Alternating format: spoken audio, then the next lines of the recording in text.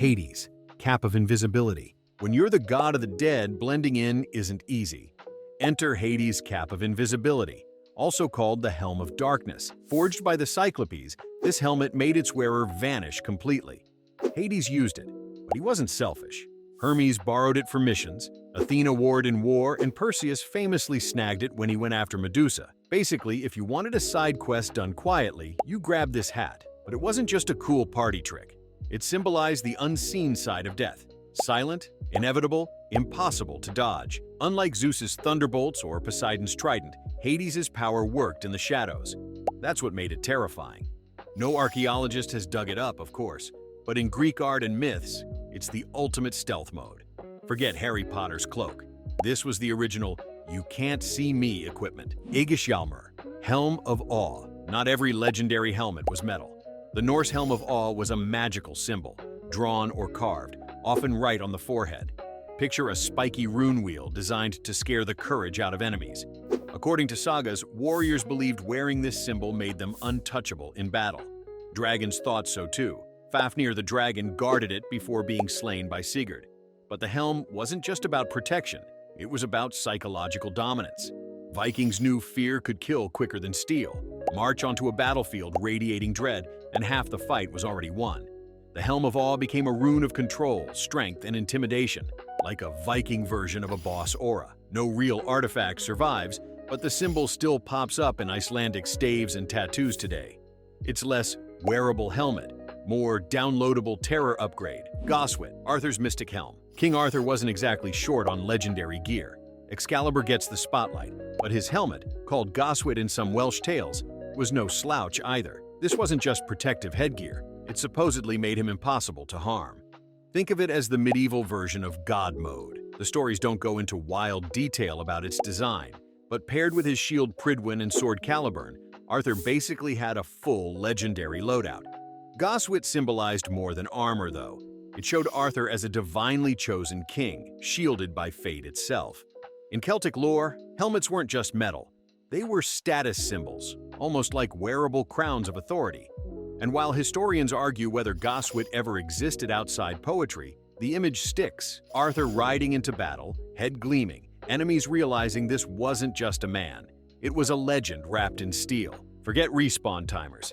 This helm was pure plot armor. Cathbar, Lug's battle crown. In Irish mythology, the warrior god Lugh didn't settle for average equipment. His helmet, Cathbar, sometimes called the battle crown, was said to blaze with light when worn. Not metaphorical light, actual blinding radiance that stunned enemies before swords even crossed. Basically, Lugh showed up to fights with a built-in flashbang. As one of the Tuatha De Danann, Lugh was already a master of every skill, but Cathbar turned him into a walking beacon of divine power. Symbolically, it represented his role as a god of light and victory, a hero who could outshine darkness literally and figuratively. Legends describe it as dazzling, gold or bronze, almost too bright to look at. No artifact remains, but the concept survived in Irish tales as the helmet that embodied charisma, brilliance, and unstoppable force. When your headgear blinds armies, you don't need a shield. You are the shield. Helmet of Fate, Nabu/Dr. Fate. If you've ever seen Dr. Fate in DC Comics, you know the golden helmet steals the show. Officially called the Helmet of Fate, or the Helmet of Nabu, it's basically a cosmic Wi-Fi router that plugs your brain into the powers of an ancient sorcerer. Slip it on, and you're no longer just Bob with a day job.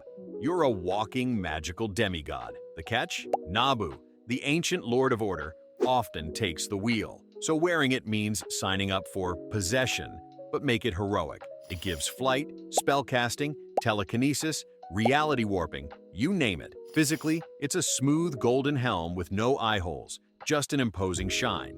Symbolically, it's about surrendering your will to higher order. In comics and shows, Dr. Fate often steals scenes because the helmet isn't just gear. It's a character. You don't wear it. It wears you. Aegis/Spartan style, Leonidas/Corinthian helmet. Few helmets scream warrior like the Corinthian style worn by Spartans, and famously tied to Leonidas of 300 fame. Bronze, full face, with narrow eye slits and a crest on top, it turned a soldier into a faceless wall of bronze. Archaeologists have dug up plenty of examples, and they weren't just practical. they were terrifying. Enemies didn't see a man. They saw an unblinking mask, a machine of war. Leonidas's version became iconic because of the Battle of Thermopylae, where a few hundred Spartans held off thousands of Persians. Symbolically, it represents discipline, sacrifice, and a level of intimidation Hollywood couldn't resist exaggerating. Today, it's the helmet you see on t-shirts, statues, and every Malin Labe meme on the internet. The design was brilliant, simple, strong, and terrifying up close. No magic powers needed here. The helmet's myth is built on real blood and grit. Sutton Hoo helmet. If helmets could win most dramatic reveal, Sutton Hoo takes the crown. Discovered in an Anglo-Saxon ship burial in England, this 7th century masterpiece wasn't just armor, it was art. Iron, covered in tinned bronze panels, complete with mustached face mask and dragon designs curling across the surface. It looked less like battle gear and more like something you'd see in a fantasy film. The helmet probably belonged to a king or warlord, signaling status as much as protection. And yes, it's one of the rare helmets of that age to actually survive. Symbolically, it's about prestige. You didn't just rule, you wore your legend on your face. Today, it's one of the British Museum's most famous treasures, inspiring everything from Tolkien's Riders of Rohan to Netflix's The Dig. Forget subtlety. This helmet was basically a medieval PowerPoint slide that screamed, "Respect me or else." Geirmundur helmet, real Viking helm. Everyone pictures Vikings with horned helmets, but that's pure opera costume fiction. The only real, complete Viking helmet ever found is the Geirmundur helmet from Norway, dating to the 10th century. And guess what? No horns, just iron, rounded cap with a spectacle-style face guard that made the wearer look like a very angry owl. Practical, sturdy, and built for actual combat. This helmet shatters the Hollywood version of Vikings and shows what real Norse warriors wore. Symbolically, it represents function over flair. Vikings didn't need horns to terrify. They did that with axes and longships. Archaeologists believe this style was probably more common, but helmets were expensive, so not every warrior had one. In popular culture, it's the quiet reminder that myths about history can be just as sticky as myths about gods. Sometimes the truth is cooler, it's scarier because it's real.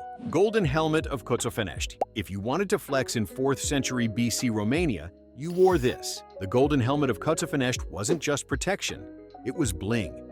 Crafted entirely of gold, decorated with rams, snakes, and fierce faces, it made sure everyone knew you weren't a regular warrior. You were basically divine. Scholars think it belonged to the Dacians, a people who mixed war with spirituality. The imagery wasn't random either. Rams for strength, snakes for rebirth, gorgon-like faces to scare enemies. Symbolically, this helmet blurred the line between weapon and sacred object. It said, "Yeah, I fight, but also, the gods are on speed dial." Today it sits in the National History Museum of Romania, proof that ancient helmets weren't always about function. Sometimes they were ancient Instagram filters, turning you into the fiercest version of yourself before battle. Samurai Kabuto. Samurai armor wasn't complete without the kabuto, the helmet that turned warriors into walking works of art. These helmets, starting in the 5th century and perfected through the Edo period, came with iron plates riveted together, often topped with extravagant crests, horns, antlers, or demon faces. Practical? Yes. Terrifying? Even more so. The samurai kabuto wasn't just about blocking arrows, it was about psychological warfare. Show up to a battlefield wearing a helmet shaped like a dragon, and suddenly, you've already won half the fight. Symbolically, the kabuto tied into Bushido, the way of the warrior, embodying loyalty, honor, and fearlessness. Today, you'll see them in museums, anime, and movies like The Last Samurai. They remain one of the most recognizable helmets in the world. Equal parts protection, status symbol, and theater mask of war. Master Chief, Mjolnir helmet, Halo. In the Halo universe, the Mjolnir helmet is basically the cheat code for being superhuman. Worn by Spartan super soldiers like Master Chief, it's more than a bucket on your head. It's an AI hub, a targeting system, a life support unit, and a symbol of hope. Its iconic gold visor isn't just stylish, it enhances vision across spectra, tracks threats, and syncs with Cortana, Chief's AI partner. Functionally, it's the 26th century Swiss Army knife for warfare. But symbolically, the helmet is Master Chief. You never see his face. And that anonymity turns him into something bigger than one soldier. He's an idea, a faceless guardian for humanity. From Xbox covers to fan cosplays, the MJOLNIR helmet defines the Halo franchise. It's not just armor, it's the face of a legend who never takes his off. Doomslayer, Praetor Helmet. Doom. The Praetor helmet is less about defense and more about raw attitude. Worn by the Doomslayer, it's the armored crown of gaming's angriest demon slayer. First introduced in Doom 2016 as an ancient artifact, the helmet links the Slayer to a lineage of warriors blessed, or cursed, with unending rage against hell. Functionally, it's rugged, durable, and packed with HUD displays that keep the Slayer shredding through endless waves of demons. But here's the catch. The helmet isn't just gear, it's myth. The UAC Union Aerospace Corporation practically worships it, treating it like a relic. Symbolically, it's the Slayer's mask of vengeance, hiding humanity behind unstoppable fury. In gaming culture, the green helmet with its narrow visor slit is instantly recognizable. It doesn't smile, doesn't blink, and doesn't negotiate. It's the face of rip and tear immortalized in pixels and metal. Iron Man helmet. Iron Man's helmet isn't just armor. It's Tony Stark's ultimate power move. Sleek red and gold on the outside, full-blown command center on the inside. Flip the faceplate down, and suddenly you've got holograms, targeting systems, and an AI assistant who roasts you while calculating missile trajectories. It seals for space, links with satellites, and basically makes Tony the deadliest video gamer alive. But here's the thing. This helmet isn't just tech. It's branding. The glowing eyes became the global logo for Iron Man, instantly recognizable even without Stark's smirk behind it. When Tony takes it off, he's a snarky billionaire. When he puts it on, he's the myth, the symbol, the Avenger who kick-started an entire cinematic universe. In other words, the helmet is less protection, more declaration. I am Iron Man. Boba Fett/Mandalorian helmet. The Mandalorian helmet is proof that sometimes mystery is cooler than dialogue. Boba Fett wore it first, scarred, dented, visor shaped like a capital T, and instantly became everyone's favorite background character. That one helmet turned him into a legend without needing more than 5 lines of dialogue.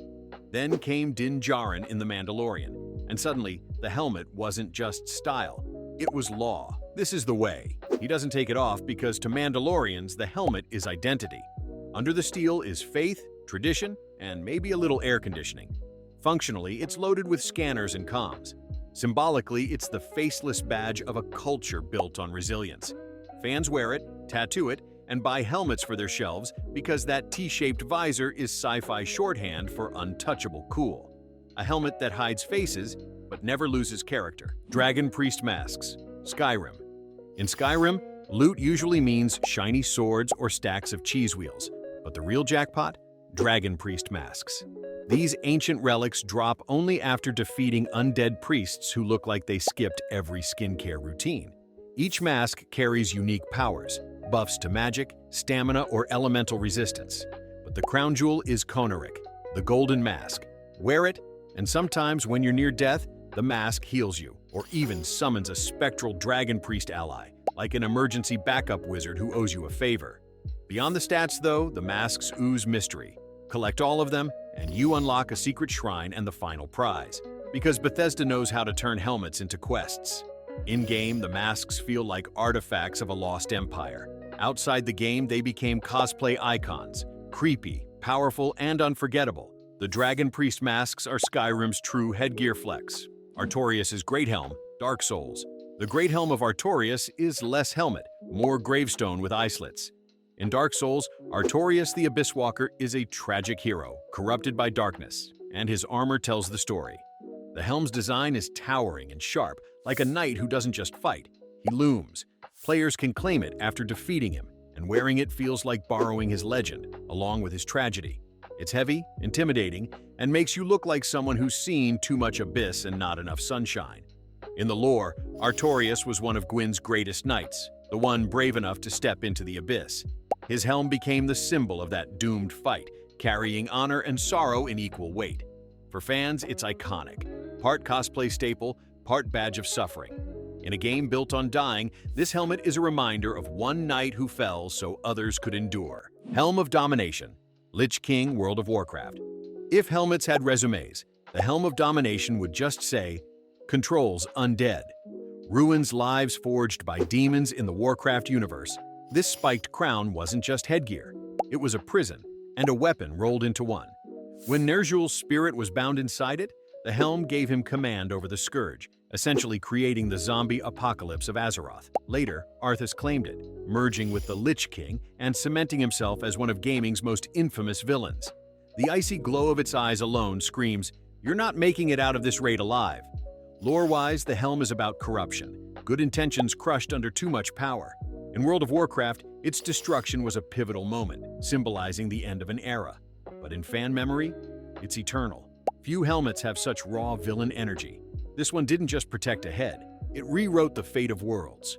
Konahrik. If the regular Dragon Priest masks were rare Pokemon, Konahrik is the shiny Charizard. This golden mask isn't handed to you. It's hidden behind one of Skyrim's biggest collectathons. Only after gathering all the other masks and offering them at a ruined shrine do you earn it. And the reward? Totally worth the grind. Konahrik has a unique enchantment. When your health dips, it can heal you, knock enemies back, or summon a spectral dragon priest ally. Basically, it's Skyrim saying, "Congrats, you're dying slightly less now." Symbolically, it's the capstone of the Dragonborn's journey. Mastery over ancient magic and triumph over forgotten gods. Aesthetically, gold, spiked, terrifying, like a pharaoh mixed with a demon. In-game, it's power. Outside the game, it's bragging rights. Collectors love it because it's not just armor. It's proof of patience, obsession, and the refusal to leave a single dungeon unexplored. Rostam's Warhelm. In the Persian epic Shahnameh, Rostam is basically Persia's answer to Hercules. Strong, stubborn, and always dressed for a fight.